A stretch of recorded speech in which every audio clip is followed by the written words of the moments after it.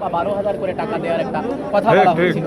সে কারণে কিন্তু এই বিক্ষোভটা এবং গতকাল এই বিক্ষোভের জেরেই কিন্তু যে কারখানাটি অর্থাৎ এভারগ্রিন যে কারখানাটি সেটি বন্ধ করে দেওয়া হয়। বন্ধ করে দেওয়ার পরে কিন্তু আজকে যারা শ্রমিক ছিলেন তারা কিন্তু সেখানে অবস্থান নেন গেটের সামনে, এবং এই গেটের সামনে অবস্থান নেওয়ার পরেই কিন্তু সেখানে সেনাবাহিনীরা প্রথমে লাঠিচার্জ করে এবং গুলি বর্ষণের ঘটনা ঘটে এবং 6 জনকে হাসপাতালে ভর্তি করা হয় গুলিবিদ্ধ অবস্থায়। আমাকে নীলফামারী সদর হাসপাতালের যিনি কর্তব্যরত চিকিৎসক ছিলেন ফারহানুল, তিনি আমাকে নিশ্চিত করেছেন যে হাবিবুর রহমান হাবিবকে মৃত অবস্থায় তাকে পাওয়া গেছে।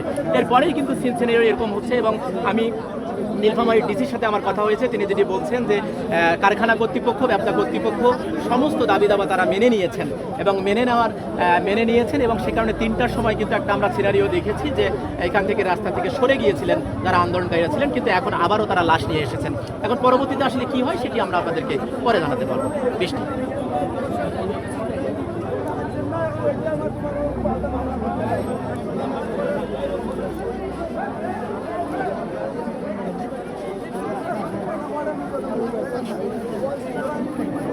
ধন্যবাদ।